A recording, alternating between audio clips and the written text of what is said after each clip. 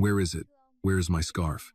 Charles Whitmore's voice rang out across the crowded waiting area of Chicago Union Station, sharp and urgent enough to make several nearby passengers turn instinctively toward him. Claire Donovan looked up from the tablet resting on her lap. Which scarf, sir? My wool scarf, Claire. The gray-blue one. Claire immediately set the tablet aside and bent down to check beneath the row of seats, around the legs of his leather briefcase, and in the empty space beside Charles's suitcase. Across from them, a family sharing pastries glanced over. An older man wearing a Chicago Bears cap paused halfway through opening his newspaper and watched with curiosity. I don't see a scarf anywhere, Claire said, still scanning the floor. Are you certain you brought it with you? Charles did not answer at once. He shoved one hand into the inside left pocket of his coat, then into the right. Nothing. He began searching his outer pockets next, again and again, his movements growing more frantic with each failed attempt, as though looking harder might somehow make the scarf reappear. The gray-blue wool scarf, he said, his voice roughening with tension. I folded it and put it in this pocket before I left the house. He struck the pocket over his chest with the flat of his hand. It was right here. Claire glanced up at the electronic departure board. Their train to Milwaukee had just been delayed another 20 minutes because of a signal problem north of the station. The red notice blinked among the other departures, making the already restless atmosphere feel even more strained. Maybe it fell near the boarding area, she said. I can ask station staff to check. It never made it to the platform. Then perhaps you dropped it while taking out your ticket or your phone. Charles turned to look at her, and something in his expression caused Claire's next words to die in her throat. I know I brought it with me, and I know it was in my coat pocket. Claire rose, walked behind the row of seats, and looked down the aisle where travelers moved past with rolling suitcases, their boots still wet from melted snow. She bent to check beneath an empty chair at the end of the row, then returned. Mr. Whitmore, the scarf is not here. Charles stared at her as though her confirmation had made the loss more real, and somehow worse. Claire lowered her voice, trying to remain calm. Listen to me. If we cannot find it, I can buy you another one before we board. There are winter clothing shops inside the station, or I can have several new scarves waiting at the hotel in Milwaukee. Wool, cashmere, whatever you prefer. Charles rose so abruptly that the leather briefcase at his feet struck the metal leg of the chair. Another one? Claire faltered. I only mean that you do not have to travel in this weather without a scarf. Do you have any idea how much that scarf means to me? Claire fell silent. Charles clenched his jaw, but when he spoke again, the anger in his voice had given way to a panic he could barely hide. It cannot be replaced. Not with cashmere. Not with 10 scarves delivered to a hotel room. Not with anything you can order through a single phone call. Claire straightened. Her expression softened slightly. I did not know, sir. No. Charles let out a dry, bitter laugh. Of course you didn't. No one does. Claire pressed her lips together. She looked away briefly, then said quietly, though not quietly enough to prevent him from hearing her, if you were the one who put the scarf in your coat pocket, then I do not know where else to look except the places you have already been. Charles turned sharply toward her. What did you just say? Claire met his eyes, her voice still steady. I said we should retrace your steps from the moment we entered the station. For an instant, Charles looked ready to answer with something harsher. Instead, he said nothing. He only reached for the empty pocket over his chest again, this time more slowly, more gently. It was that small gesture that made Claire realize he was not simply angry over a lost possession. He was genuinely terrified. The scarf was small, hardly larger than a folded handkerchief when neatly put away. It had been knitted from gray-blue wool that had softened with age. Near one edge was a loose thread that had been there for years. Yet Charles had never allowed anyone to cut it off or repair it. Claire picked up her tablet and folder, her tone becoming more practical. Try to remember.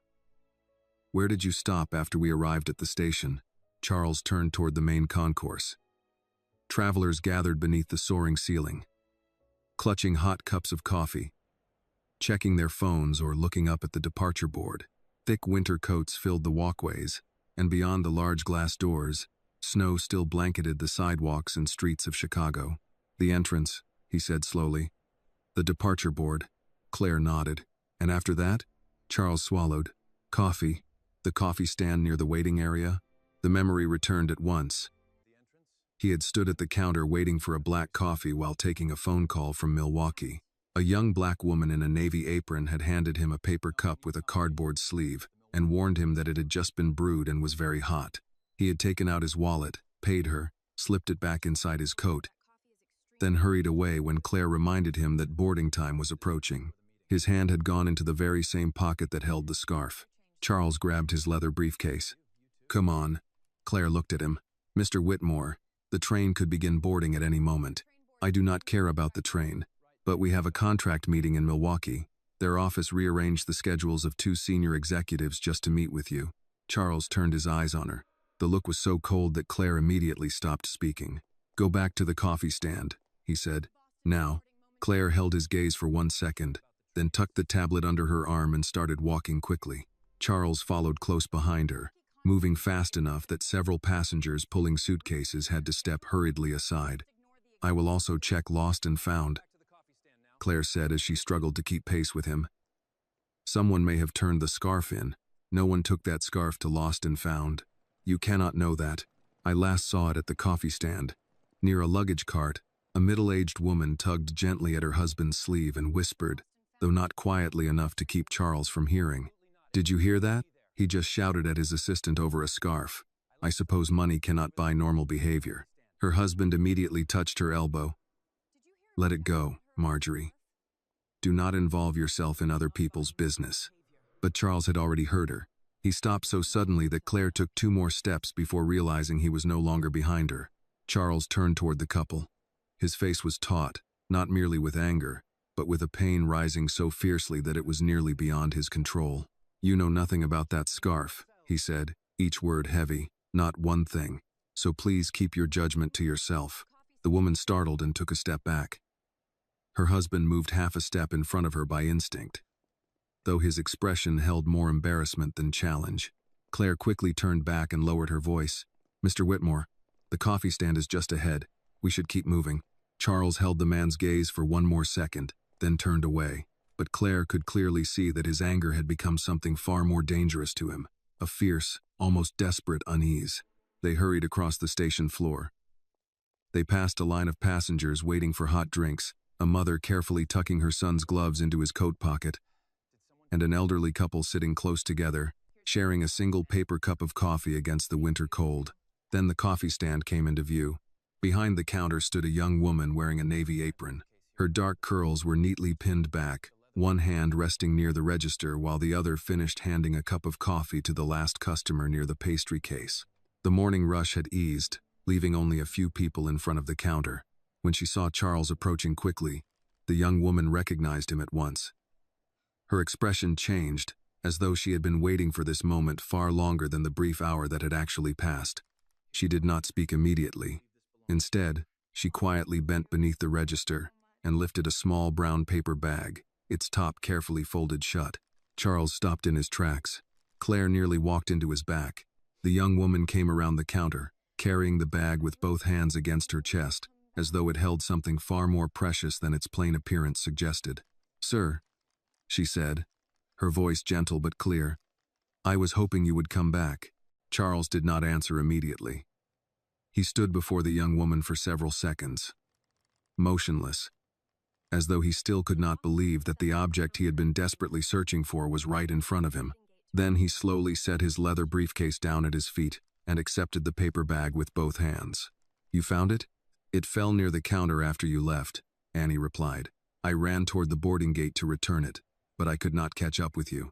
Claire remained 1 step behind Charles. The sting of his harsh words from earlier had not completely faded, but when she saw the way he held the paper bag, she said nothing more. Charles opened the bag and took out the gray-blue wool scarf. His thumb brushed over the loose thread near its edge, as though it were a familiar habit he had repeated for years. Then he unfolded the inner layer of fabric, revealing the faded silver stitching that remained intact despite the passage of time. Annie had expected a simple thank you, perhaps a hurried nod before he returned to his delayed train. But the man standing in front of her did not look like someone who had merely recovered a lost possession. He stared at the scarf as though she had just returned a lost part of his life to him. "Was it damaged?" Charles asked, his voice low and rough. Annie blinked. "No, sir. It is perfectly fine. Where did you keep it?" "I put it in a paper bag and kept it behind the register." I was afraid someone might spill coffee on it, or that it might get mixed in with ordinary lost property. Charles carefully folded the scarf once, then almost immediately opened it again. His eyes remained fixed on the words embroidered inside. Claire cleared her throat softly. "Mr. Whitmore, I will let the people in Milwaukee know that you may arrive later than expected." Charles did not seem to hear her. Annie stood quietly before him, her hands clasped beneath the edge of her apron. "I'm glad you came back, sir." Only then did Charles raise his eyes to her. "So am I." His voice no longer carried the cold authority it had when it rang through the waiting area earlier. Now it sounded weary and strangely unguarded, as though in the space of a few minutes, he had been forced through a fear no one around him could understand. Instead of returning the scarf to his coat pocket, Charles laid it carefully across his palm. "May I ask your name?" "Annie Brooks, sir." Something in Charles's expression changed slightly when he heard her last name. "Brooks?" "Yes, sir." He appeared ready to ask another question, but stopped himself.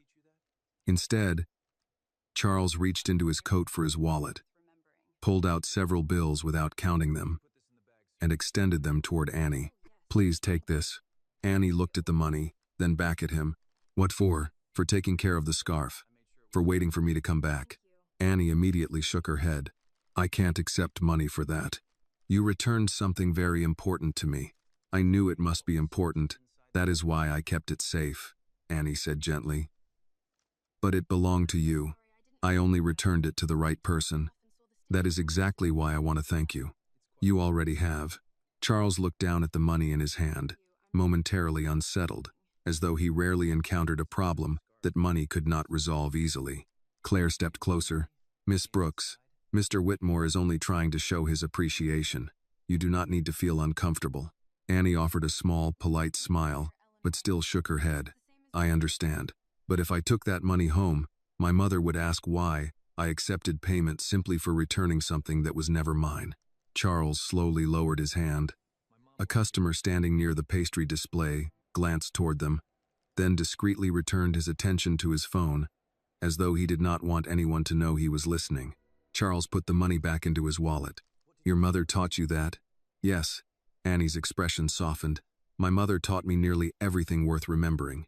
Charles studied her for a moment longer, as though her simple answer had touched something deep inside him.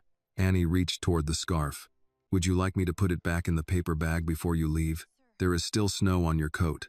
The scarf could be damaged if it gets wet." Charles looked down at the scarf lying in his hand. Then, almost without thinking, he handed it back to her. Annie opened the paper bag and carefully placed the scarf inside, turning the side with the embroidered words inward so it would not rub against the paper. Just as she was about to fold the top of the bag closed, Charles suddenly asked, "Did you read what was stitched into the scarf?" Annie's hand paused on the fold of the paper bag. "I saw it by accident when I picked it up," she said, slightly embarrassed. "I was not trying to pry, sir. I was not accusing you of that." Annie folded the bag shut and handed it back to him. The words surprised me a little. Charles accepted the bag. "Why?" Annie hesitated. The question suddenly made the conversation feel far more personal than a simple exchange over a lost item at a busy coffee stand. "Because the name Naomi is stitched inside," she replied. "My mother's name is Naomi too." Claire immediately looked up. Charles did not move. In that moment, the noise of the station seemed to disappear from his ears, the rolling of suitcases across the tile floor, the train announcements overhead, the hiss of the espresso machine behind the counter. All of it faded away. "What did you just say?" "My mother's name is Naomi," Annie repeated, beginning to feel uneasy at the change in his face. "Naomi Brooks." Charles tightened his grip on the paper bag until the top crumpled in his hand. Claire stepped forward and lightly touched his arm. "Mr. Whitmore?" Charles pulled away from her touch without looking at her. His eyes remained fixed on Annie. "Does your mother work here?" Annie nodded slowly. "She owns this coffee stand. I'm only working in her place today because she has been sick." "She owns this stand?" Charles repeated, as though he still could not understand what he had just heard. "Yes." Annie frowned slightly. "Do you know my mother?" Charles opened his mouth, but no answer came out. Claire studied his face, then tried to draw him back to reality. "Charles, it may only be a coincidence. There must be more than one woman named Naomi Brooks." Charles turned sharply toward her. The look in his eyes was so intense that Claire fell silent at once. Annie noticed the change in the way Claire addressed him. She was no longer speaking to a wealthy employer in front of strangers. Her voice carried the concern of someone who understood that Charles was facing something beyond his ability to control. "My mother is supposed to be resting at home," Annie said, trying to ease the tension. "Maybe she will feel better this evening. If you would like, I can tell her that you asked about her." "No," Charles began, then stopped immediately. He swallowed hard. "I mean, yes. Please tell her that Charles Whitmore asked about her." Annie's face paled slightly. "Charles Whitmore?" The voice did not come from Annie. It came from behind the counter. Annie spun around. "Mom?" Naomi Brooks stood in the narrow entrance beside the storage room door, one hand gripping the doorframe for support. She wore an old winter coat over a simple sweater, the buttons not fully fastened, as though she had hurried out of the house the moment she realized Annie was not answering her phone. Her face was drawn from illness and from the cold outside. At first, Naomi's eyes were only on Annie, filled with weariness and mild reproach, as though she were about to ask why her daughter had not called to tell her what was happening at the stand. Then she saw the man standing in front of Annie, holding the small paper bag. Naomi's hand slipped from the doorframe and caught the edge of the counter. Charles stared at her without blinking. The paper bag fell from his hand and landed softly on the rubber mat between them. But to Annie, the faint sound seemed like something had shattered inside the room. "Naomi," Charles breathed. Naomi did not answer. Annie had never seen her mother look at another person that way. It was not surprise. It was not confusion.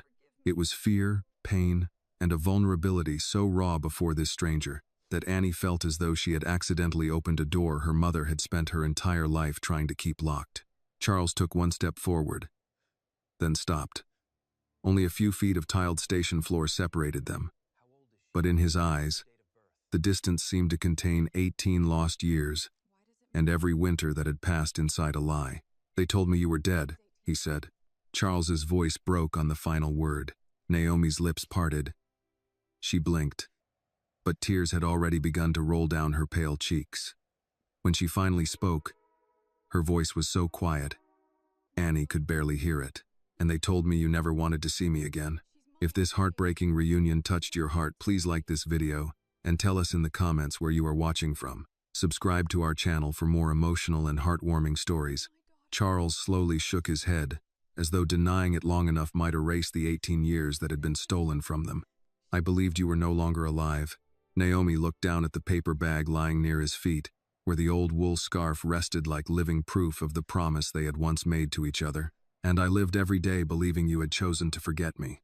Annie stood between them, her entire body turning cold despite the warmth of the coffee machine behind her. "Mom," she said, her voice full of confusion. "What is going on?" Naomi turned to look at her daughter. The tears on her face made the sorrow in her eyes even harder to bear. "Annie, I'm sorry." Those words made Annie's heart tighten. Charles looked from Naomi to Annie.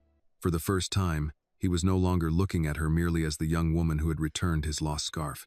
He studied her dark curls, her wide, bewildered eyes, the gentle firmness at the corners of her mouth, and a terrifying suspicion began to emerge across his face. He turned back to Naomi. "How old is she?" Naomi closed her eyes for one brief second. 18. Charles went completely still. Beyond the glass doors, snow continued to fall over the streets of Chicago. Inside the station, another announcement sounded overhead, informing passengers that the Milwaukee train had been delayed again.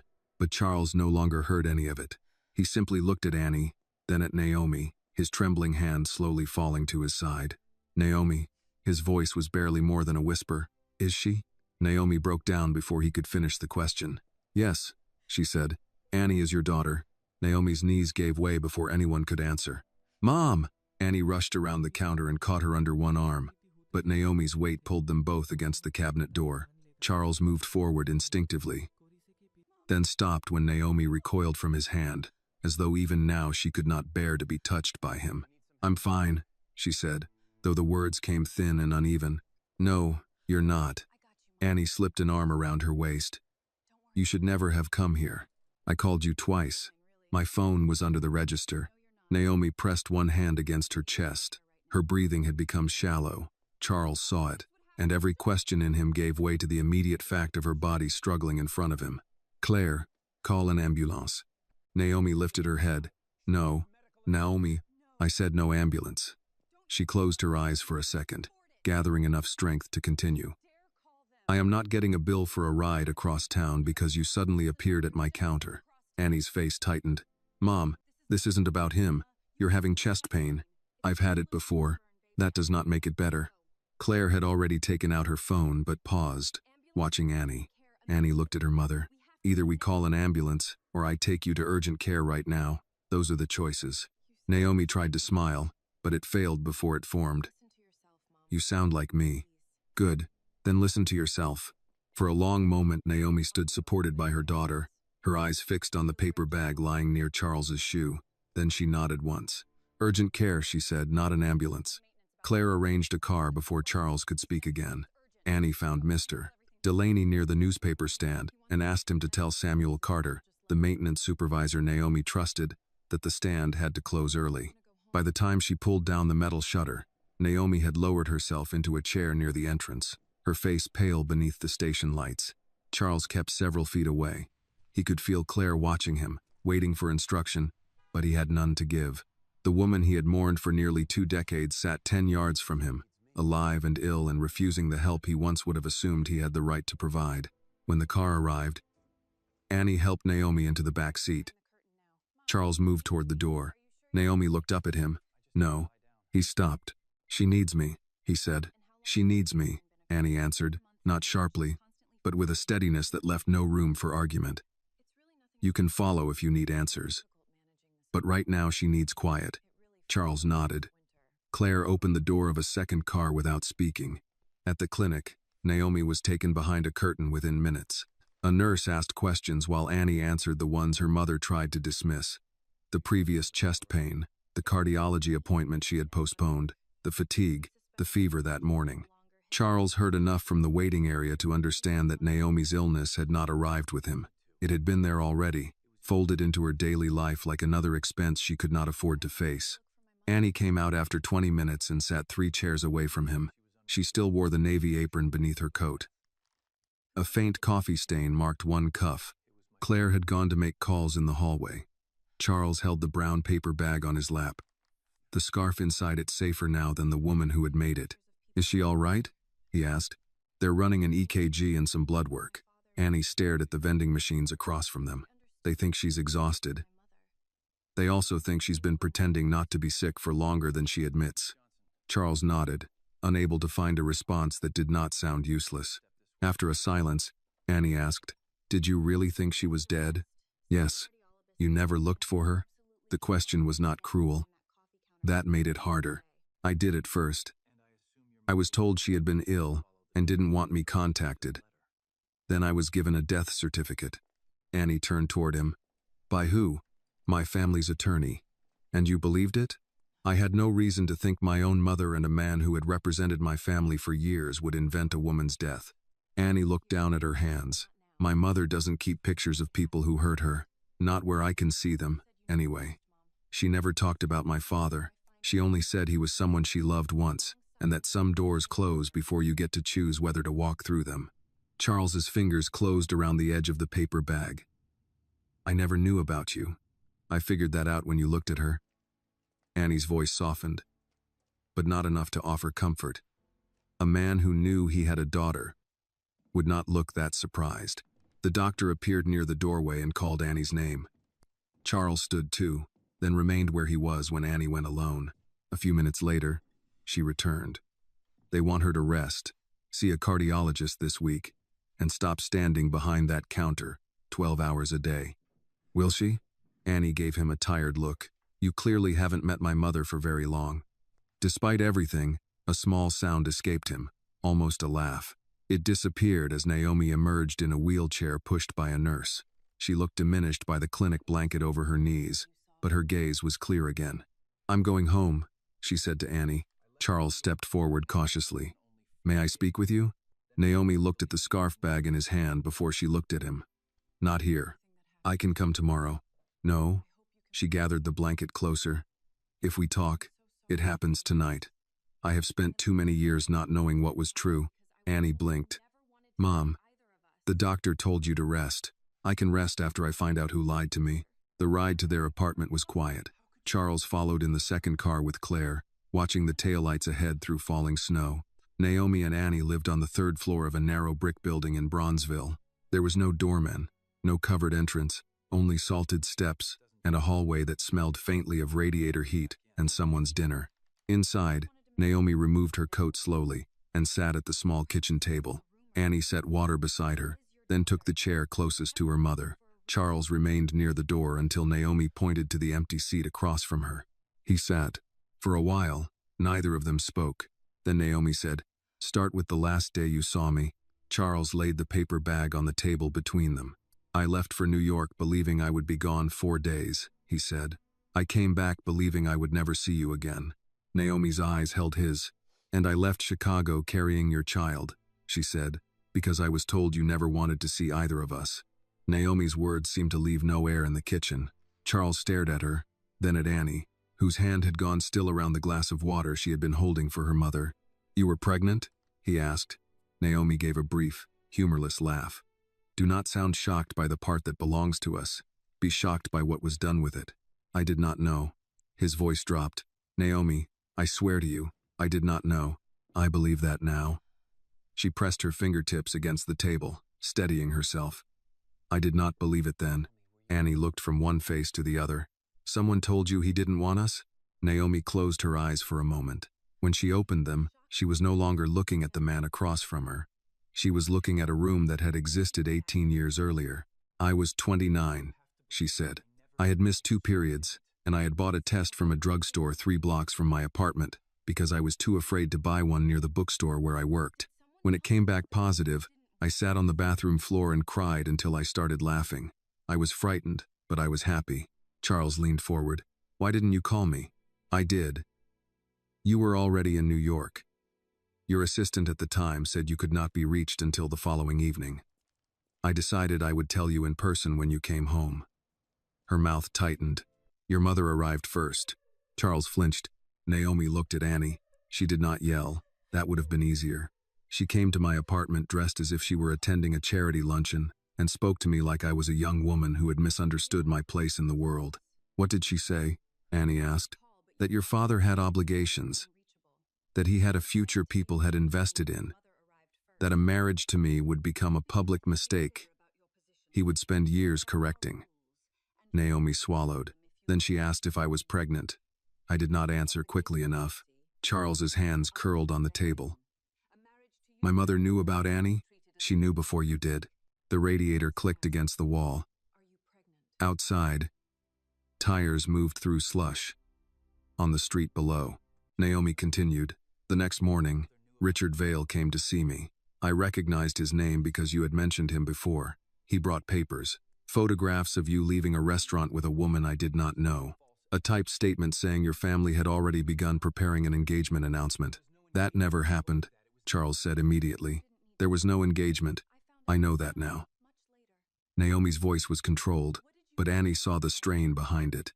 "Richard told me you had learned about the pregnancy and wanted no part of it. He said if I tried to contact you, the Whitmore family would prove I was unstable and unfit. He told me people with your money did not lose custody fights to women like me." Annie's face sharpened. "Women like you?" Naomi met her daughter's eyes. Black, working class, alone. Charles rose from his chair, then seemed to realize he had nowhere to go. He braced one hand on the back of it. "I would never have let them take our child from you. You were not there to say that." For the first time, Naomi's voice rose. Not loud enough to frighten a neighbor, but enough to make Annie look down. "You were gone, Charles, and every person who came to me carried your family name, your family money, your family certainty. I was pregnant, scared, and being told the man I loved had turned my child into a problem for lawyers to solve. I came back looking for you. I had already left." "Where?" "Milwaukee first, then St. Louis for a few months. I kept moving because Richard told me investigators would be watching. When Annie was born, I came back to Chicago because my aunt was here, and I had nowhere else left to go." Annie blinked. "Aunt Denise knew?" "She knew I was afraid. She never knew the whole reason until years later." Naomi pushed herself up carefully. "Wait here. Mom, you should sit down," Annie said. "I have sat on this long enough." She walked into the narrow bedroom hallway, one hand sliding along the wall. Annie made to follow, but Naomi returned before she could rise. She carried a rectangular tin box with faded flowers painted on the lid. Annie recognized it immediately. It had lived on the top shelf of her mother's closet for as long as she could remember, always beneath folded blankets, always off limits, without Naomi ever needing to say so. Naomi set it on the table. "I thought this was sewing stuff," Annie said. "There is some thread in it." Naomi lifted the lid. Just not only thread. At the top lay a folded photograph. Naomi picked it up and passed it to Annie. The picture showed her mother younger, her hair loose over one shoulder, standing by the frozen edge of Lake Michigan with Charles beside her. He was smiling in a way Annie had not yet seen in the man sitting across from them. Naomi wore a long coat and held a skein of gray-blue wool under one arm. Annie looked at the paper bag on the table. "The scarf. I made it that winter," Naomi said. Charles took the photograph only after Annie offered it. His thumb hovered above Naomi's younger face but did not touch it. Below the photograph were 2 ticket stubs from a jazz club, a dried sprig of lavender pressed inside wax paper, a square of gray-blue yarn, and an envelope marked with Charles's name in Naomi's handwriting. "You wrote to me?" he asked. "3 times. 2 letters came back unopened. That one I never mailed." By then, I believed there was no point in begging a man to care. Charles reached toward the envelope, then stopped. "May I?" Naomi nodded. He unfolded the letter slowly. Annie could not see the words, but she watched his face as he read. His lips pressed together when he reached the middle of the page. "What does it say?" she asked. Charles handed it to her without speaking. The paper had softened at the folds. Annie read her mother's young handwriting. "Charles, I do not know whether Richard told me the truth, but I cannot risk the baby to find out. I wanted you to know there is a child. Whatever you have chosen, I will love this baby enough for both of us. I wish you had told me yourself." Annie stopped reading. Naomi reached deeper into the box and removed another paper. An ultrasound printout, its edges bent with age, followed by Annie's birth certificate. The line for father was blank. Charles lowered himself back into the chair. "I had a daughter." "You have a daughter," Naomi said. Annie folded the letter with care and put it back on the table. Her chest felt tight, though not with tears alone. She had wanted answers for years without admitting it. Now each answer seemed to take something from her. "Did you ever plan to tell me?" she asked her mother. Naomi's eyes filled. "I planned to tell you when I could explain it without making you feel unwanted." "But I was unwanted," Annie said. "Not by you, by them. And I had a right to know that." "Yes," Naomi whispered. "You did." Charles looked at Annie. "I will take a DNA test. Tomorrow. Tonight. If there is somewhere open, you do not owe me belief, because I am sorry." Annie studied him. She did not see a father yet. She saw a man holding a scarf and an old letter, as though both had finally become heavier than he could carry. "I want the test," she said. "Not because I think my mother lied, because no one gets to take the truth away from us again." Charles nodded once. Naomi covered Annie's hand with her own. Across the table, Charles did not reach for either of them. For the first time that evening, Annie was grateful for that. The testing center occupied the 2nd floor of a medical building not far from the lake, above a pharmacy and a dental office with a cartoon tooth painted on the window. Charles arrived before Naomi and Annie, though he remained in his car until he saw them come through the revolving door. He understood enough now not to be waiting for them in every room before they had decided whether they wanted him there. Annie noticed him when he entered the lobby behind them. Naomi noticed too, but said nothing. She wore the same dark coat from the day before, buttoned all the way to her throat, and moved carefully, refusing Annie's arm until they reached the elevator. The test itself took less time than the paperwork. Annie signed her name where the technician pointed. Charles did the same. Naomi sat beside the window, her purse held in both hands, looking out at the traffic below as though she had already lived through the most difficult part, and did not know why her heart was still racing. "We can rush the results," Charles said when the receptionist explained the standard wait. Annie looked at him. "How long is standard?" 3 business days, the receptionist answered. "Then 3 days is fine." Charles nodded. 3 days. It was the first time he accepted one of her decisions without trying to make the process faster. The results came on a Friday afternoon. Annie had asked that the envelope be delivered to her apartment, not to Charles's office. When Claire brought it upstairs, she did not step inside.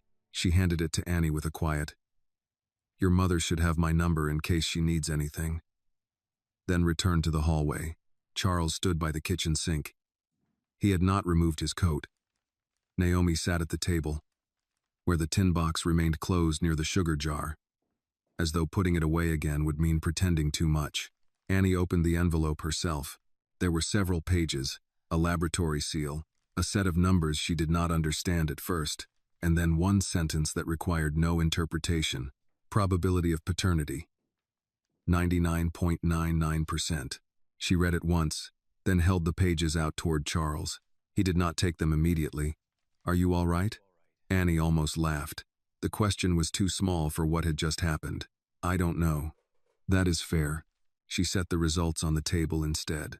Charles lowered himself into the chair across from Naomi. His eyes moved over the page, and for a moment, his hand covered his mouth. Naomi watched him. You believe me now? He looked up quickly. I believed you before this. No, she said, not bitterly. You hoped I was telling the truth. That is not the same thing. He accepted that without defense. Then I know now. And I am sorry the knowing came 18 years late. Annie crossed to the refrigerator and took out a pitcher of water because she needed something ordinary to do. When she opened the door, Charles saw what she had been standing in front of. A cardiology bill clipped beneath a grocery coupon, a rent reminder, and an envelope from Lakeshore College of Nursing with a deposit deadline printed in bold near the bottom. His eyes stopped there a second too long. Naomi followed his gaze. Do not. I haven't said anything. You were about to. Annie placed 3 water glasses on the table. Mom. No, she's right, Charles said. I was about to. He looked at Annie first, then Naomi. There is no reason either of you should be worried about medical bills or tuition or this apartment. I can take care of those things immediately.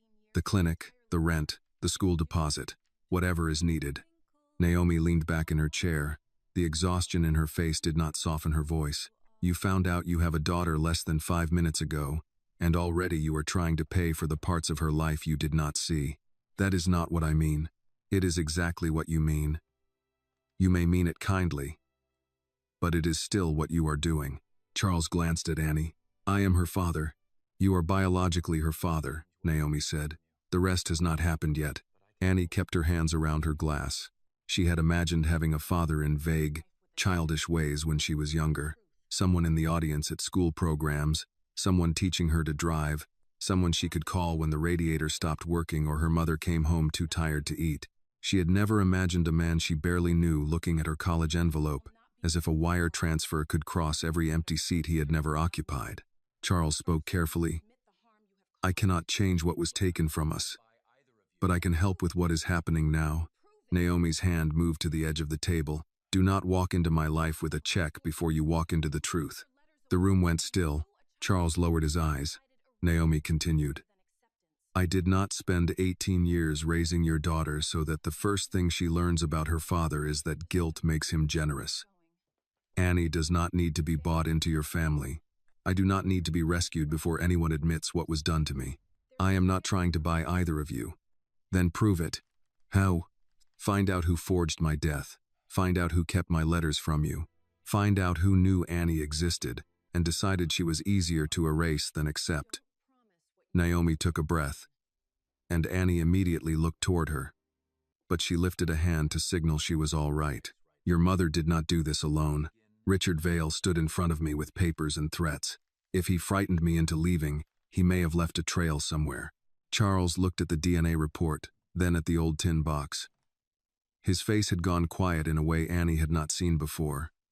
The grief was still there, but it had taken on direction. I will find it, he said. Naomi shook her head. Do not promise what you have not done. He nodded after a moment. Then I will begin. Annie took the nursing school envelope from the refrigerator and slid it into a drawer. Charles saw the gesture and did not offer again. When he rose to leave, he placed a business card on the counter, face down, and wrote Claire's number on the back. Not money, he said. Only a way to reach me that does not pass through anyone in my family. Naomi considered it, then left the card where it was. At the door, Annie spoke for the first time in several minutes. Mr. Whitmore? He turned. Find out what happened to my mother first. Charles looked at her. The daughter whose existence had just become official on a printed page and whose trust was still nowhere within his reach. "I will," he said. This time, Naomi did not tell him not to promise. Charles did not go home after leaving Naomi's apartment. He asked his driver to take him downtown, then spent the ride with his phone in his hand and no idea whom he trusted enough to call first. By the time he reached his office, most of the building had gone dark. The cleaning crew moved quietly through the lobby, and the guard at the desk straightened when Charles crossed the marble floor in the same coat he had worn to the station days earlier. Claire was still in her office, finishing the Milwaukee rescheduling he had abandoned. She looked up when he appeared in her doorway. "I assume the meeting will be postponed again," she said. The DNA results came back. Her fingers stopped above the keyboard. "Annie is my daughter." Claire removed her glasses and placed them on the desk. Whatever irritation remained from the scene at the station disappeared from her face. "Does she know?" She opened the report herself. "And Naomi?" "She asked me to find out what happened to her." Claire studied him for a moment. "Do you believe something criminal was done?" "My mother told me Naomi died. Richard Vale gave me a death certificate. Naomi says Richard threatened her while she was pregnant and told her I wanted nothing to do with the child." Charles came farther into the room. "I need proof, not family explanations, not a conversation where everyone suddenly remembers things differently. Proof." Claire closed the file on her screen. "Then this cannot run through your mother's office or the Whitmore Family Council." "I know. We use outside counsel, a forensic document examiner if necessary, and a private investigator who has never worked for the family." Charles nodded. "Set it up." She reached for a legal pad. "What do we have to start with?" "A death certificate Richard gave me in 2008. It may be in my personal files or the archive from my old residence. There may also be communications from my mother during that period, payments from family trusts, anything connected to Richard, Naomi Brooks, or investigators retained around the time she disappeared." Claire wrote each item down. "And Annie? What about her? If your family knew Naomi was pregnant, there may be records relating to the child. A birth search, school enrollment, address reports. Something intended to make sure Naomi stayed away." Charles looked at her. The possibility had been present since Naomi spoke, but hearing it aloud made it harder to keep standing. They may have known about Annie all this time. Claire did not soften it. "Yes." The following morning, Claire arrived at his house with a gray archival box recovered from a storage facility in Evanston. It held documents Charles had not touched since the years after Naomi's supposed death. Condolence letters, estate notices from unrelated family matters, old appointment calendars, and a cream-colored envelope marked with Richard Vale's firm name. Charles opened it at his dining table. Inside was the death certificate. Naomi Brooks, age 29, complications following a cardiac illness. Date of death, the 14th of March, 2008. The paper bore an embossed seal and the name of a hospital on the south side. For 18 years, he had remembered that page as indisputable. Now the paper looked less like evidence than a prop laid in front of a grieving man who had been too broken to question the handwriting. Claire placed a call through outside counsel. Before noon, they had their first answer. "The hospital has no record of Naomi Brooks being admitted or dying there," Claire said from across the table. Their records administrator checked under her full name and date of birth. Nothing. Charles looked at the certificate again. "The county council is verifying separately, but the certificate number is not formatted the way Cook County records were issued that year." He let out a breath through his nose. "Richard handed this to me himself." "I know. He sat in my office and told me there would be no service because Naomi's family wanted privacy." Claire's voice remained level. "A lie told once can be called fear or panic. A lie maintained for 18 years is a decision." Charles folded the certificate back into its envelope, though his hands no longer managed the edges cleanly. The next documents came from the Whitmore Family Trust. Claire obtained them through corporate access Charles still controlled, careful to copy the files before any inquiry could alert Richard or Evelyn. In April 2008, 3 weeks after the date on the false death certificate, Richard Vale had received a payment of $180,000 from an account used for private family matters. The description read, "Family risk, consultation, and resolution." "Resolution," Charles said. Claire placed another sheet beside it. "There is more." Smaller payments followed over the next decade. issued to a firm called Lakefront Investigative Services. The invoices were deliberately vague. Location confirmation, background monitoring, exposure review. They were watching her, Charles said. It appears so. Can we get the reports? Outside counsel subpoenaed archived business records informally first. The firm closed 5 years ago, but one former partner kept digital backups for compliance purposes. He provided these after being shown your authorization and Richard's payment trail. Claire opened a thin folder. The first report contained an address in Milwaukee where Naomi had stayed briefly. The second placed her back in Chicago, living with a relative. Then came a report dated 8 months after Annie's birth. Charles read it twice before the meaning settled. Subject: Naomi Brooks observed departing pediatric clinic, accompanied by infant female, approximate age 6 months. Child believed to be daughter of subject. No direct contact made. There were later pages: an apartment address, a public school registration district, Naomi's coffee vendor permit at Union Station. One entry from 6 years earlier noted Annie by name: Annie Brooks. Minor child residing with subject. No indication of approach toward Whitmore family or media. Continued monitoring unnecessary, unless circumstances change. Charles pushed his chair back, the legs scraping against the hardwood. They knew her name. Claire said nothing.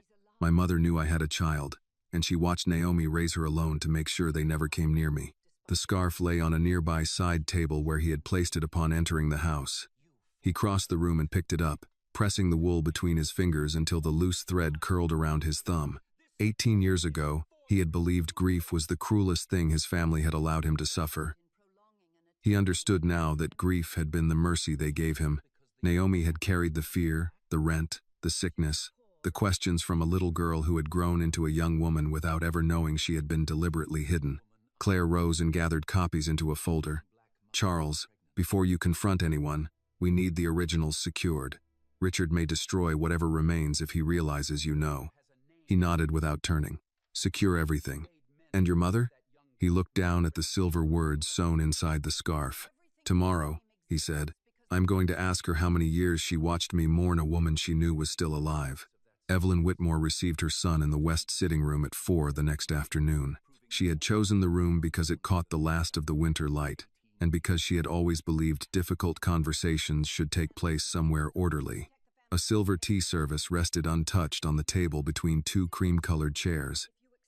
Behind her, portraits of Whitmore men in dark suits climbed the wall in gilded frames. Charles remained standing. You said it was urgent, Evelyn said.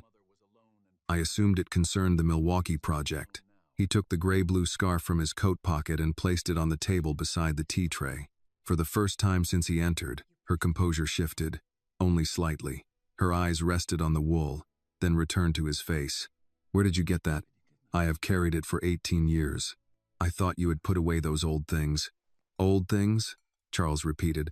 Is that what Naomi was to you? Evelyn reached for her teacup, then decided against it. Charles, I do not know what has happened, but you are clearly upset. I saw her. The silence that followed was clean and immediate. He had spent the drive expecting denial. Surprise. Perhaps even the performance of a woman receiving impossible news. Evelyn gave him none of that. Her face did not blanch. She did not ask who he meant.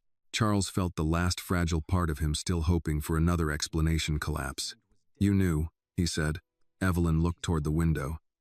I knew she survived whatever difficult years came after she left. She did not leave. You forced her out. I prevented a reckless situation from destroying your life. Charles took an envelope from inside his coat and threw the copied death certificate onto the table. It slid against the silver tray. You told me she died. You were inconsolable. At the time, there was no benefit in prolonging an attachment that had already become impossible. Impossible because she was black? Evelyn's eyes hardened. Do not reduce this to something crude. Then give it its proper name. She was poor. She was young. She had no understanding of the world you were expected to enter. She was the woman I loved. You were 30 years old and prepared to throw away generations of work over a romance. Charles stared at her. She was pregnant. Evelyn said nothing. The refusal to pretend was worse than a confession. He stepped closer to the table. You knew I had a daughter. I knew there was a child. Her name is Annie. Evelyn's expression remained still. I am sure she has been well cared for. By her mother alone. While you paid men to watch them, that reached her. She looked at the pages in his hand, then back at him. You went through trust records? I went through the grave you built for a living woman. Lower your voice. No. The single word struck the room harder than shouting would have. Evelyn rose. Though age had narrowed her shoulders, she retained the habit of authority. Everything you have, everything you became, exists because someone in this family was willing to make decisions you were too emotional to make for yourself. Charles laughed once, without amusement. You watched me carry her scarf into every winter of my life. You watched me refuse marriage, children, any hope of another family. And you called that protection? You became one of the most successful men in this city. Successful is not the same as whole. Her mouth compressed. And what now? You intend to invite this woman and her daughter into your home? Into the company? Into the public record? Do you understand what they may expect once they realize what your name means? Charles leaned over the table and picked up the scarf. Annie found this on the floor of a train station. She could barely afford to leave her mother's coffee counter unattended, and when I offered her money for returning it, she refused. She had more honor in one morning than this family has shown in 18 years. Evelyn looked away first. Richard handled the details, she said. If papers were prepared, that was his judgment. Richard acted for you. He acted to protect this family. Charles folded the scarf with care. You do not get to call it family after deciding my child was an inconvenience. He turned toward the door. Charles. For the first time, there was urgency in Evelyn's voice. Think before you make this public. The press will not be kind to her. They will examine every bill she failed to pay, every place she lived, every choice she made. You may believe you are rescuing Naomi, but you could expose her daughter to a life neither of them is prepared for. He paused with his hand on the doorframe. That threat might have worked when Naomi was alone and pregnant, he said. Do not make the mistake of thinking she is alone now. At the coffee stand that evening, Naomi moved more slowly than Annie liked. She had insisted on opening for 4 hours, saying rent would not wait for a cardiologist to approve her schedule. Annie handled the register while her mother prepared cups, though she watched Naomi every time she reached for the milk cooler. Samuel Carter arrived after the commuter rush, wearing his maintenance jacket and carrying a small paper sack. Soup from my wife, he said, setting it behind the counter. She said coffee is not dinner, no matter how much you sell. Naomi managed to smile. Tell Ruth thank you. Samuel studied her face. You look like a woman who has been carrying a box too long. Annie glanced toward her mother, then quietly went to restock lids at the far end of the counter. Naomi wiped a clean surface that did not need wiping. Annie's father came back. Samuel did not interrupt. He did not know about her, Naomi said. His family made sure of that. Samuel leaned one elbow on the counter. And now? Now he says he wants the truth. But the truth comes with his name attached to it. His mother. Lawyers. Reporters. Maybe. Naomi shook her head. I survived being left alone. I do not know if Annie should have to survive being noticed by people like them. Samuel considered that. You think keeping quiet protects her? I think it keeps her life hers. Maybe. He spoke gently. Or maybe it leaves her believing her mother was someone powerful people could hurt and never answer for. Naomi stopped moving. You are not fighting to win back a rich man, Samuel said. You are fighting so your daughter knows her mother was never unworthy of being loved. Across town, Evelyn stood in the sitting room after Charles had gone, her untouched tea cold beside the copied death certificate. At last, she picked up the phone. Richard, she said when he answered, Charles knows about Naomi. And the girl. There was a pause. Then Richard said, Leave it to me. The next afternoon, Naomi was at the coffee stand before Annie finished objecting. You promised the doctor you would cut back, Annie said, carrying a sleeve of paper cups from the storage closet. I did cut back. I opened at noon instead of 6. That is not what he meant. Naomi adjusted the pastry case, though there were only 3 muffins inside and each was already facing the same direction. The rent is still due on the 1st. Prescriptions are still due when the pharmacist hands them over. I cannot wrest my way out of that. Annie wanted to argue, but a man in a heavy parka approached for coffee. She took his order while Naomi reached for the pot. For the next hour, the stand stayed busy enough to keep both of them from talking about Charles, his mother, or what it meant that a family with money had spent 18 years deciding what they were allowed to know. By mid-afternoon, the commuter rush thinned. Snow had stopped outside, leaving the windows gray with slush and the concourse marked by damp tracks from hundreds of shoes. Annie carried a carton of lids into the stockroom behind the stand and knelt to fit it beneath the lower shelf. When she heard her mother say, "Richard Vale," she froze. Annie had never heard the name in person, only from Naomi's account at the kitchen table. She moved close enough to the half-open stockroom door to see part of the counter through the gap. Richard was older than she had imagined. He wore a black wool coat, dark gloves, and polished shoes that had not collected much station salt. His silver hair was arranged neatly, and he held his hat by the brim, as though he had stopped by for a polite conversation rather than entered the life of a woman he had helped ruin. "Naomi," he said, "it has been a long time." "Not long enough." Richard glanced at the menu board. "You built a modest little business for yourself. I did not build it for your approval." "No, I suppose not." His voice remained calm. "I heard Charles found you." Naomi kept one hand flat on the counter. "Charles found out what you did. Charles is emotional right now.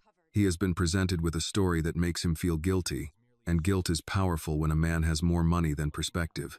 Annie felt her fingers tighten around the carton. "My daughter is not a story," Naomi said. "Precisely why I came." Richard set his hat on the counter. "She is young. She has plans, I assume. College, perhaps. A career. You should consider whether public attention from the Whitmore family is the kind of inheritance you want to hand her." Naomi's breathing changed. Annie could hear it from the stockroom, short and careful. Richard continued, "Reporters will not treat her gently. They will call her Charles Whitmore's secret child. They will examine her grades, her friends, her fatherless upbringing, your financial history. They will suggest you remained quiet until there was money to be gained. Get out. I am trying to save you from making the same mistake twice." Naomi stared at him. "The first mistake was believing you." Richard's mouth shifted into something close to a smile. "You believed because you understood what the alternative would cost you. That has not changed. Your coffee stand operates under a lease renewed at the discretion of the Concourse Management Company. Those agreements can become difficult when a vendor brings unwelcome attention to the property." Annie reached into the pocket of her apron and pulled out her phone. Her thumb found the voice recorder. The small red timer began moving. Naomi said, "You threatened me when I was pregnant, and now you walk in here to threaten my daughter's future and my livelihood. I am offering perspective. Charles's mother acted in the interest of her family. You were given a chance to build a life elsewhere, and by all appearances, you did. A life built after you stole the one I chose." Richard leaned forward slightly. "Be careful, Naomi. Charles may be attentive now, but men like him return to their world eventually. When that happens, you will still have bills, a sick heart, and a daughter whose name has been dragged through newspapers." Annie stepped out from the stockroom. "That's enough." Naomi turned. "Annie, go back." "No." She came around the side of the counter, phone held at her waist. "He doesn't get to come here and talk to you like that." Richard's eyes settled on her with an interest that made Annie's skin crawl. "So this is Annie. You knew my name already," she said. His pause lasted less than a second, but it was enough. Annie lifted her phone. "I recorded you." Naomi's eyes widened. Richard's face did not change, though his gloved hand closed around the brim of his hat. "Young lady, you should be very careful making accusations based on a conversation you do not understand. I understand that you knew who I was before you walked in. I understand that you threatened my mother's lease, and I understand that you're afraid of what happens when my father hears it." "Your father?" Richard gave a thin smile. "You have adapted to that word quickly." The cruelty of it struck Annie, but she did not lower the phone. "My mother has already given you 18 years of silence," she said. "You do not get another day." Richard looked at Naomi. "This is what public exposure does. It teaches children to mistake insolence for strength."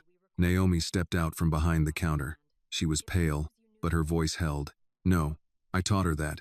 Now leave." For the first time, Richard's composure slipped. He picked up his hat and leaned close enough that Annie could smell winter air on his coat. "You may find," he said quietly, "that a coffee stand is not much protection against a family name like Whitmore." Then he turned and walked into the concourse without hurry. Naomi gripped the counter until her knuckles whitened. "Mom, sit down. I am all right. You are shaking. So are you." Annie looked at the phone in her hand. The timer was still running. She stopped the recording and saved it twice, then emailed a copy to herself before she could think better of it. "Do we call Charles?" she asked. Naomi closed her eyes. "I do not know." Annie thought of the business card Charles had left on their kitchen counter, with Claire's number written on the back. Charles was still too new, too tangled with every hurt in her mother's face. Claire had been quiet at the clinic, and she had not tried to force herself into their apartment when she delivered the DNA results. "I'll call his assistant," Annie said. "Not him, not yet," Claire answered on the second ring. "This is Annie Brooks. Richard Vale was just at my mother's stand." Annie looked at Naomi, who gave one exhausted nod. "I recorded what he said. I think Charles needs to hear it." An hour later, Charles stood in his office with Claire beside his desk as Annie's recording played through the speakers. He did not interrupt once. When Richard's voice threatened the lease, Charles put both hands on the desk and lowered his head. When Richard revealed he knew Annie's name, Charles closed his eyes. The recording ended with Annie's voice, young and steady. "My mother has already given you 18 years of silence. You do not get another day." Claire stopped the file. Charles stood motionless.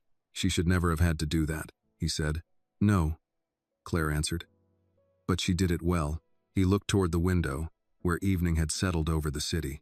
"I told her she did not need to be part of this fight." Claire gathered her tablet. "She was born inside it, Charles." His face tightened. Those were almost the same words Annie had left in the message attached to the recording. "I am not stepping into this. I am finally stepping out of it." Charles picked up the scarf from the corner of his desk and folded it once in his palm. "Get outside counsel on the phone," he said, "and find out who controls the lease on that coffee stand." Richard had tried to frighten Naomi into silence again. This time, he had left his own voice behind. 3 days after Richard's visit, Annie received a call from Claire while she was arranging muffins behind the glass case. "Mr. Whitmore asked me to make something clear before I say anything else," Claire began. "This is not an offer conditioned on your answer. And it is not a public gesture." Annie tucked the phone between her shoulder and ear. Naomi was at a cardiology appointment Samuel had insisted on driving her to, leaving Annie alone at the stand for the morning. "What is it?" "He knows you are interested in nursing. Lakeshore has an open house session this afternoon for admitted students and late applicants. He wondered whether you would allow him to take you." Annie glanced at the envelope she had brought from home, still folded inside her backpack beneath the counter. "Why doesn't he ask me himself? He thought you might find it easier to say no to me." That was thoughtful enough to unsettle her. "I'll go," Annie said, "but I'm taking the train there. He can meet me." Claire paused. "I think he will understand." Charles was waiting near the entrance of Lakeshore College of Nursing when Annie arrived, carrying no briefcase and wearing an overcoat that looked too formal beside the students in sweatshirts and winter boots. He did not reach for her or use a familiar greeting he had not earned. "Thank you for coming," he said. "I was going to visit eventually. Then I am glad I did not make you miss it." They joined a small tour led by a second-year student named Kiara, who showed them a lecture hall, a simulation lab, and a room lined with hospital beds occupied by practice mannequins. Annie's attention changed the moment she stepped inside. She asked about clinical placement, evening courses, and whether students could work part-time during the first year. Charles listened rather than speaking for her. In the hallway, Kiara handed Annie a folder. "There are scholarship forms in the back. Apply for everyone, even the ones you think you won't get. Somebody has to receive them." Annie smiled. "Thank you." After the tour, she and Charles sat in the campus cafe with 2 cups of coffee neither of them had touched. Outside, snowmelt ran from the roof into a gutter with a steady metallic tap. "You belong here," Charles said. Annie ran her finger along the edge of the folder. "I'd like to." "You can." She looked up. "Please don't. I haven't said anything yet." "You were about to." A trace of embarrassment crossed his face. "Your mother says the same thing." "She usually knows." Charles nodded. "I can pay for school, Annie. Tuition, books, housing if you need it. You should not have to postpone this because your mother is sick, or because you both have bills that never should have been yours alone." The words were gentle, but they still pressed against a place in her that was not ready. "I want college," she said. "I do, but I don't want the first thing you give me as my father to be something I have to wonder whether I earned." You earned admission. Paying for it would not change that. No, but I barely know you. She folded the scholarship folder closed. Yesterday, you were a man whose scarf I found. Then you became the reason my mother cried in the kitchen. Now you're my father, and you want to solve my future before you know anything about the life I already have. Charles held her gaze, though the hurt in his face was plain. What should I do instead? Annie had not expected him to ask. Come by the stand, she said after a moment. Order coffee, ask how my mother is feeling and wait for the actual answer. Ask me why I want to be a nurse instead of assuming it is because we need money. Be there long enough that I don't have to wonder whether you only feel guilty. Charles looked down at his untouched cup. That seems fair. It is not punishment. I know. He raised his eyes again. It may be the first fair thing anyone has required of me in this matter.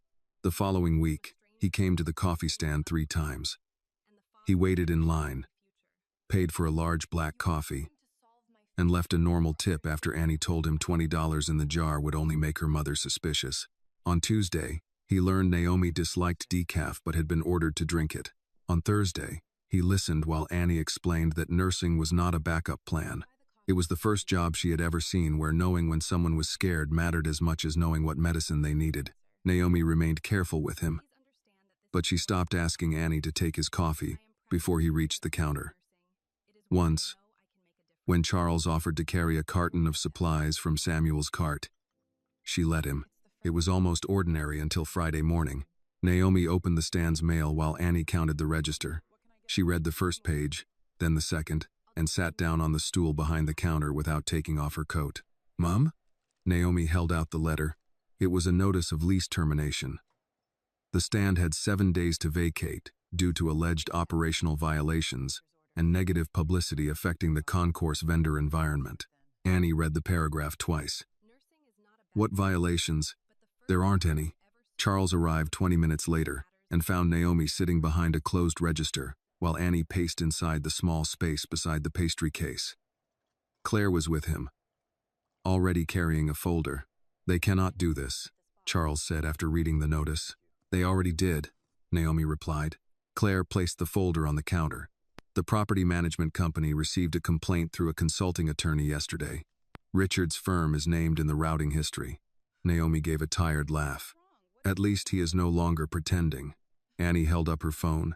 Can the recording stop this? It will help, Claire said. But we need counsel to file properly. A man passing the stand slowed with his phone in his hand. Annie recognized the headline on the screen before he moved on. Billionaire's lost love reappears with secret daughter at train station coffee stall. Naomi saw it too. Whatever resolve had held her upright seemed to leave at once. This is what I was afraid of, she said. Annie, pack what matters. We can go to Denise's in Street Lewis until this quiets down. Mom, no. They will not stop. Charles stood on the customer side of the counter, the place where he had first met his daughter without knowing it. He did not reach across for Naomi. He did not offer money. Last time, they made you leave because they convinced you I would not choose you, he said. This time, I am standing here where everyone can see me. I choose you. I choose Annie. And I choose the truth. Naomi looked at him, frightened and exhausted. What does that cost you? Whatever it costs. Charles turned to Claire. Send everything to outside counsel. The false certificate, the payments, the surveillance reports, the recording, and this lease notice. File against Richard. Remove my mother from every trust and company role under my authority. Claire nodded once. And the press? Charles looked at Naomi and Annie. This time, he said, they hear the truth from us first. The call came the following morning from a number Annie did not recognize. She had been packing unopened tea bags and napkin holders into a cardboard box while Naomi sat on a stool behind the coffee stand, sorting receipts they might need for the lawyer. The stand was still open for business, but few travelers approached. Some looked too long. Others hurried past with the awkward politeness of people who had already read enough online to believe they knew something private. Annie Brooks? A woman asked when she answered. Yes. My name is Margaret Sloan. I represent Mrs. Evelyn Whitmore. She would appreciate the opportunity to speak with you privately this afternoon. Annie looked toward her mother. Naomi was watching her now. About what? Your future. Mrs. Whitmore believes there are matters that should be discussed without unnecessary public attention. Annie understood the sentence for what it was. So did Naomi when Annie repeated it after ending the call. "No," Naomi said at once. "You are not going into that house alone. She asked for me because she thinks I'm the easiest one to scare. That is exactly why you do not go." Annie placed the phone beside the register. "Mom, she made choices about my life before I was born. I want to hear what she thinks those choices are worth." Naomi rose too quickly and put a hand against the counter until the dizziness passed. "You do not need to prove anything to her." "I'm not going to prove anything." Annie reached for her mother's hand. "I'm going because I don't want her voice living in my head as some powerful woman I never faced." Samuel, who had been replacing a loose wheel on a maintenance cart a few feet away, turned at that. "Then you do not go without someone knowing when you entered and when you are supposed to leave." Annie managed a small smile. "Yes, sir. I mean it. I know." Claire arranged a car only after Annie made it clear she was going whether Charles approved or not. Charles called once, asking if he could come with her. Annie declined. "I need to know I can stand in front of her without being hidden behind you," she said. He was quiet before answering.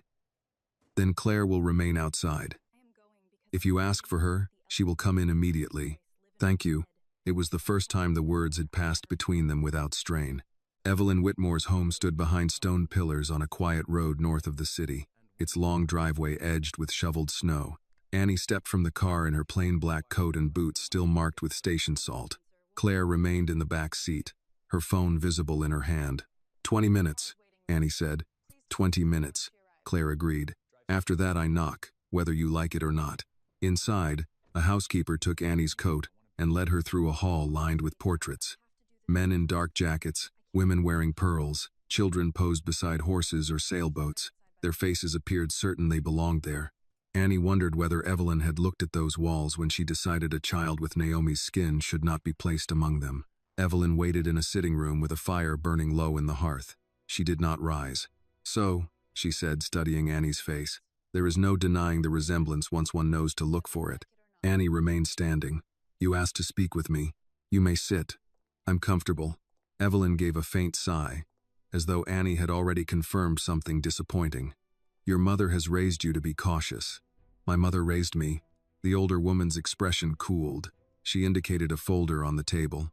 "Then let us avoid dramatics. The past cannot be corrected by humiliating everyone involved. It can, however, be settled in a manner that protects you and your mother." Annie opened the folder without taking a seat. The first page listed a financial trust in her name. The number made her stomach tighten.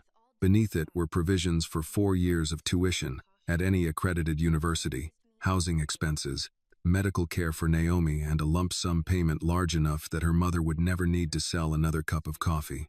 The final pages were different. Confidentiality agreement. Waiver of public claims. Agreement not to seek recognition as an heir or public member of the Whitmore family. Annie looked up. "You want to buy us. I want to prevent your mother's pain from becoming your burden. She has lived an exhausting life.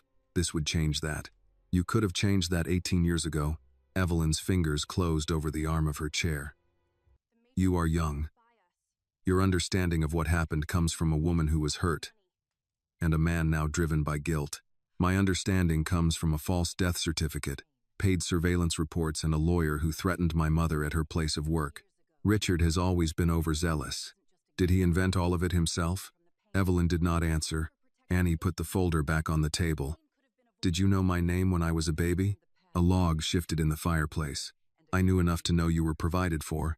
Annie laughed once, because anything else would have broken in her throat. "Provided for?" My mother stood on her feet sick, because missing a day at a coffee counter meant choosing between rent and medication. I filled out college forms at our kitchen table while she hid clinic bills under coupons. You knew I existed, and that is what you call provided for? You had a mother, you had a home. Many children have less, and your son had a daughter. You took that from him too." Evelyn rose then, her face no longer controlled by good manners. "My son carried a name that employed thousands of people and supported institutions across this city. Your mother represented a decision he was not prepared to understand." "No," Annie said. "My mother represented a decision you did not want him to make." Evelyn stepped closer. "Once this reaches the press, They will not treat you as an innocent girl wronged by a family. They will tear into you. They will call you opportunistic. They will reduce your mother to the woman who appeared when there was money available. Sign those papers, and you can walk away protected. Annie took her coat from the chair where the housekeeper had laid it. You keep talking about protecting a name, she said. My mother had a name before she ever met your son. You tried to erase it because it was black, poor, and inconvenient to you. Be careful, young lady. No, you be careful. Annie slid her arms into her coat. Justice is not unfair because it embarrasses the people who caused the harm. For the first time, Evelyn looked older than powerful. Annie left the folder on the table and walked out before the woman could answer. Claire was already outside the car, watching the front door. Are you all right? She asked. Annie let out the breath she had been holding since she entered the house. Not yet, but I will be. When she reached the coffee stand, Naomi was waiting beside the closed register. Annie placed the unsigned agreement in front of her mother. Naomi opened it, read only the first page and understood the rest. Her eyes filled, not at the amount offered, but at the daughter standing before her without it. I'm sorry you had to do that, Naomi said. Annie leaned into her mother's arms. I'm sorry you had to do it alone the first time. That evening, Charles arrived with Claire and an attorney Naomi had never met. He did not ask Annie what Evelyn had offered. Claire had already given him enough to understand. His face grew still when Naomi handed him the agreement. The statement is scheduled for tomorrow morning, he said. At the station. Outside counsel has copies of every document, including this. Naomi rested one hand on the counter. Will I have to speak? Only if you choose to. She looked at Annie, then at the stand that had carried them through years Charles had never seen. They used my silence as proof that I did not matter, Naomi said. I will not hand them that proof again. Outside the station windows, fresh snow began to fall over the tracks. By morning, the truth would no longer belong only to those who had paid to hide it. By 9 the next morning, the space beside Naomi's coffee stand no longer belonged to commuters looking for breakfast. A portable lectern had been placed near the shuttered counter, along with 2 rows of folding chairs for reporters and several cameras aimed toward the Whitmore Transit Development logo on the wall beyond it. Naomi had seen that logo every working day for years. Until Charles returned, it had been no more personal than the ticket kiosks or departure screens. Now she knew the family attached to it had shaped nearly every hardship she had carried alone. You do not have to stand through all of this, Annie said, adjusting the collar of her mother's coat. Naomi managed a small smile. I have stood through worse. Charles heard her as he approached with Claire and a woman introduced as Helen Morales, the outside attorney handling the evidence. He wore a dark suit beneath his overcoat, but the gray-blue scarf was folded in his hand rather than tucked away in his pocket. He stopped in front of Naomi. The documents have been provided to counsel. Helen will handle legal questions. If at any point you want this ended, say so. Naomi looked at the cameras gathering a few yards away. I wanted it ended 18 years ago. Today, I want it told correctly. Charles nodded. Annie noticed he did not attempt to touch her mother. He only turned toward the lectern when Helen told him the press was ready. The microphones caught the first sound of his breath. My name is Charles Whitmore, he began, and this morning I am speaking about actions taken by members of my family and their legal representative against Miss Naomi Brooks and her daughter, Annie Brooks. Murmurs moved through the reporters. Charles continued without looking at his prepared pages. Nearly 19 years ago, I was in a committed relationship with Naomi Brooks. I loved her. I intended to marry her. My mother, Evelyn Whitmore, opposed that relationship because Naomi was black, because she did not come from wealth, and because my mother believed those facts made her unacceptable to this family. Naomi closed her eyes for half a second. Annie tightened her hand around hers. I was falsely informed that Naomi had become ill and died. I was given a fraudulent death certificate by Richard Vale, an attorney acting in connection with my family. Naomi, who was pregnant with my child, was told I no longer wanted her and was threatened with the possibility of losing her baby if she attempted to contact me. A reporter called out, "Are you saying Miss Brooks's daughter is yours?" Charles turned slightly toward Annie, not claiming more than she had consented to give. "Yes," he said. "A verified DNA test confirms that Annie Brooks is my daughter." She grew up without knowing her father because people with money and influence decided they had the right to erase her from my life and me from hers. The questions began at once. Helen raised a hand, requesting silence until the statement was complete. Charles reached for the scarf on the lectern and opened it, so the silver stitching showed only to those standing close enough to see. I learned the truth after Annie found this scarf at this station and returned it to me. She did not ask who I was. She did not ask what I could give her. She returned something precious because her mother had taught her to do what was right. His eyes moved to Naomi. I was lied to, but Naomi and Annie were the ones made to pay for that lie. Naomi paid with fear, years of work, and the burden of raising our daughter alone. Annie paid before she was old enough to speak. I cannot return those years. I can say publicly that what happened to them was racist, deliberate, and wrong. The station seemed quieter than a station had any right to be. Even passengers who had paused only long enough to see why cameras were gathered now stood listening. Charles explained that documentation had been submitted to independent counsel, including the false certificate, payment records connected to Richard, reports showing Naomi and Annie had been monitored for years, the recorded threat made at the coffee stand, and evidence of interference with Naomi's lease. Richard Vale's association with Whitmore-controlled entities had been terminated. Evelyn Whitmore had been removed from every trust or business role under Charles's authority while counsel pursued further action. When he stepped away from the microphone, he did not invite Naomi forward with a gesture. He simply left the lectern open. Naomi took one step, then another.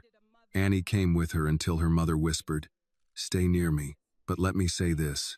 Annie released her hand and stood at her shoulder. Naomi unfolded a single sheet of paper. After a moment, she put it down unread. "My name is Naomi Brooks," she said. "For 18 years, I believed the man I loved had learned I was carrying his child and decided we were a burden he did not want. I built a life around that pain because my daughter needed a mother more than I needed answers." Her voice trembled once. She waited, then continued, "I am not here because a wealthy man found me again. I am here because a young black woman should never learn that her mother was considered unworthy of love because of the color of her skin." A camera shutter clicked. Naomi did not turn toward it. "When I was pregnant, I was threatened by people who knew I had no money to fight them. They knew I was alone. They knew the world often believes the papers of a rich family before it believes the word of a black woman standing in a rented apartment. They used that knowledge against me." Annie wiped at her cheek, angry at the tear even as it fell. Naomi looked directly at the reporters. "Do not call this a tragic misunderstanding. Do not call it a family disagreement. My child lost her father. Charles lost his daughter. I lost the right to tell the truth about my own life. That was done through racism, intimidation, and deceit." For the first time that morning, Charles lowered his head. Naomi stepped back from the microphone.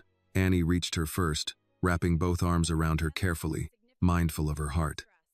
Charles remained where he was. His face carried a question he would not force either of them to answer. Annie saw it. Still holding her mother with one arm, she extended her other hand toward him. Charles looked at Naomi before taking it.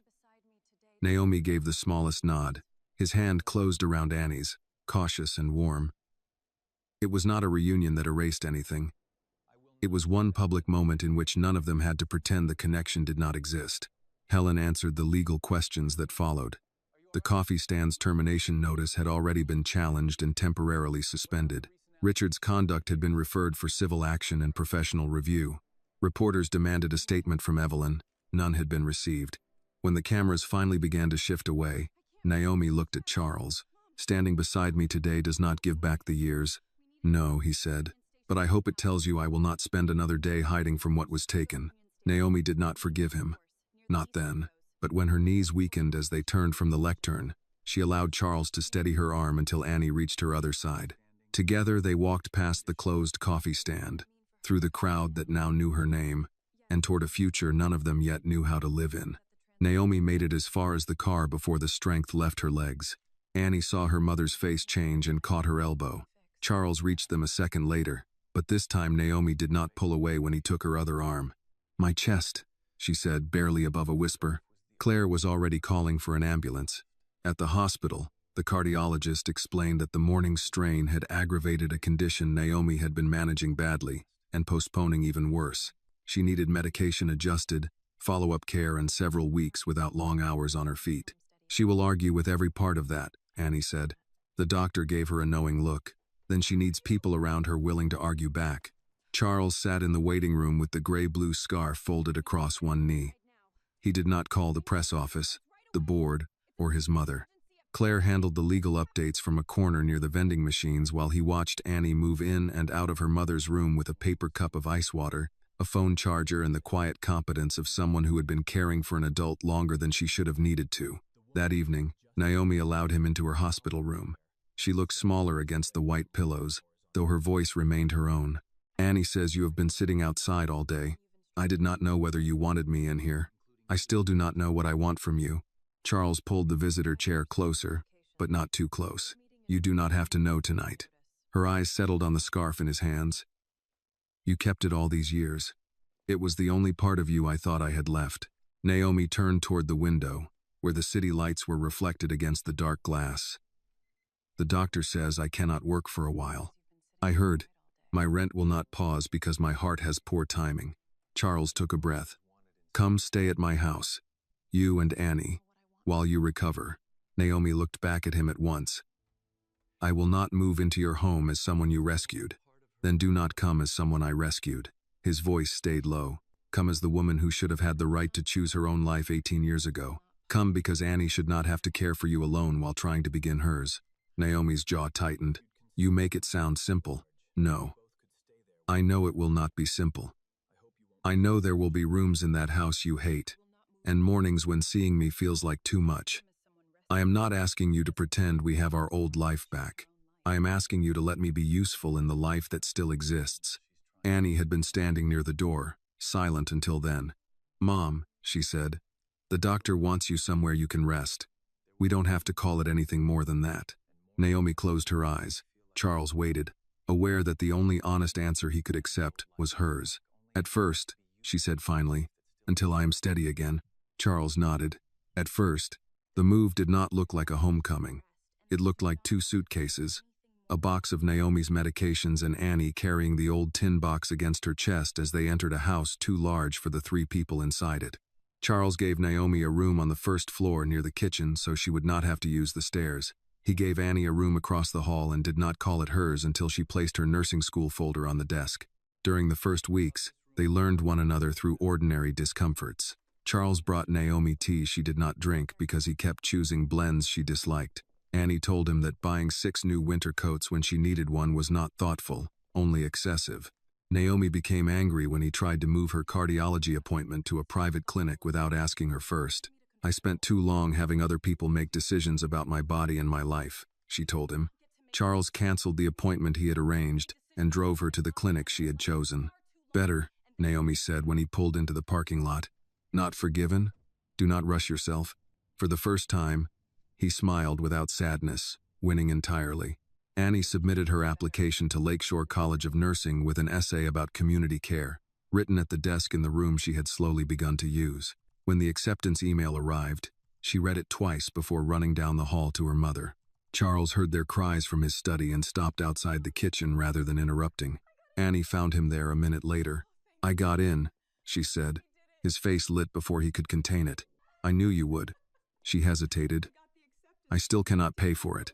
I know, and I still do not want to feel like I was purchased. You never will be. Naomi joined them, one hand resting against the doorway. Annie, your father paying for your education is not charity. It is a responsibility he was denied the chance to carry from the day you were born. Annie looked at Charles. No buildings named after me. No newspaper stories about the grateful secret daughter. Agreed. And I choose where I study. Agreed. And you do not call the dean. He raised one hand. I will not even learn the dean's name unless you tell me.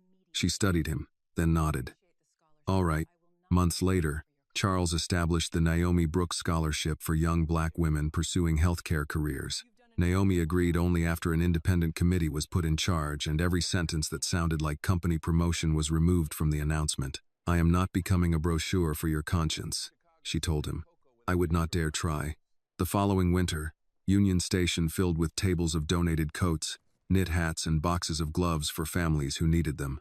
Naomi's coffee stand had reopened, though she now worked only short shifts and hired help for the early mornings. That day, she served coffee at the charity table in a cream sweater, laughing as Samuel argued that nobody in Chicago should be trusted to make cocoa without extra marshmallows. Charles carried cartons from a delivery van, wearing an old overcoat and the gray-blue scarf around his neck. Annie, home from her first semester in nursing school, spotted him while sorting children's mittens by size. "Wait," she said, walking over. Beneath the old silver stitching was a new line, sewn in Naomi's familiar hand. "And Annie brought us home." Annie touched the words with one finger. "Mom added that?" Naomi came around the table with 2 paper cups of coffee. The scarf had an unfinished story. Before Annie could answer, an older passenger hurrying toward a boarding call dropped a wallet near the donation bins. Annie saw it, picked it up and ran after him. "Sir, you dropped your wallet." The man turned, relieved, and accepted it with both hands. When Annie returned, Charles was watching her. "She is like you," he said to Naomi. Naomi handed him his coffee. "No, she is the best part of both of us." Outside the station windows, snow settled along the tracks leading out of the city. Charles placed his hand over the scarf bearing 3 names and understood that the years taken from them could never be returned. But Naomi was beside him. Annie was walking back toward them. For the first time, he was not carrying a memory through winter. He was standing inside the life it had finally led him home to. This story reminds us that love and truth may be delayed, but they should never be denied. Annie's simple act of returning a lost scarf uncovered years of silence, prejudice, and stolen choices. Naomi teaches us that dignity is not something wealth or cruelty can erase, while Charles learns that regret means little without the courage to face the truth and make things right. The deepest lesson is this: justice does not become wrong simply because it embarrasses those who caused the harm, and sometimes one honest act can lead an entire family home. This video is a work of fiction created with the assistance of artificial intelligence. All characters, events, and situations are not real and do not represent any actual people or true stories. The content is intended for storytelling and emotional illustration only.